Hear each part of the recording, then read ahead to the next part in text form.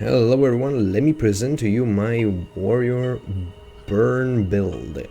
A build that does about 17k burns in raid with a puck group and with exotic gear.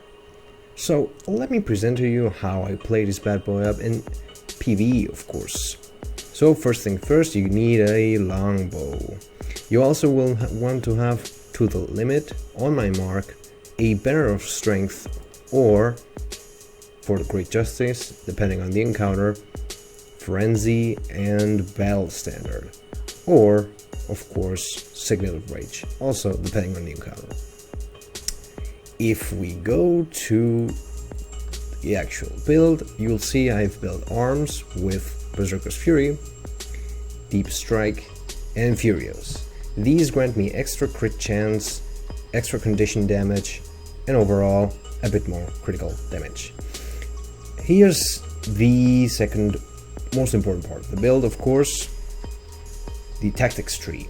You'll need empowered, burning arrows, very important, this is the bread and butter of the build, and fallen strength if you want to buff your allies, vigorous shouts if you're running full shout build and you want to heal them up a little bit.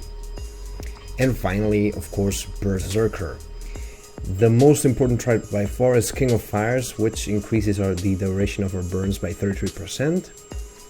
And then I usually pick Blood Reaction or Dead or Alive, depending on the encounter, and Smosh Brawler.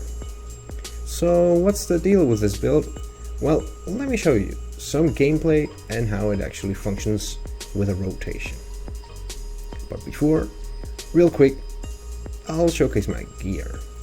I don't really have an expensive exotic gear set. The only thing I have is rabbits here with the runes of Baldahar, very important to get that extra burning duration.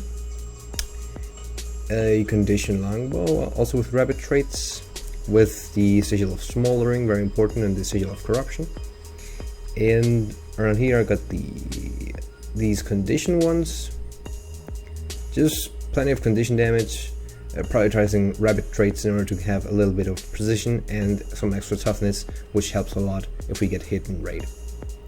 So, as promised, up to the gameplay. So, as you'll see in this encounter, I start off by auto-attacking, using your longbow 2 skill. I use all my cooldowns to buff myself up, and I use the berserk skill. You want to be spamming these areas as soon as you have it, like I do right now, in order to have a burning field always below the boss in question.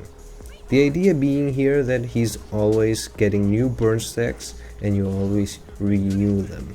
You can then, once it gets off, switch to your sword and torch in order to get that burning field down and start burning some more, and then switch weapons as soon as you can. You have to keep applying vulnerability to him, keep buffing yourself up, and try to use frenzy to get quickness when you do not have your berserk skill on, in order to profit from your longbow skill number 1 auto attacks. That's what applies the most number of burn stacks. The idea being also that if you have a burning field down, you can then use your longbow skill number 3 in order to grant might to your allies. Also put your banner down if you have it equipped, also will grant might to your allies. Actually double might if you have the trait to share your might stacks with your allies. So you will be buffing the raid in general.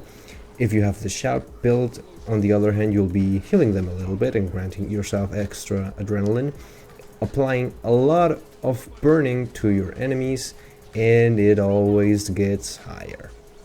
You will be having about 7k damage stacks usually, but as you can see here, it goes up till 18k, as you can see right there, 16, 13, of course I get down, these stacks also get down. You will also apply bleed stacks if you use your sword, and you will also help your teammates in encounters such as this one, because you have incredible condition damage.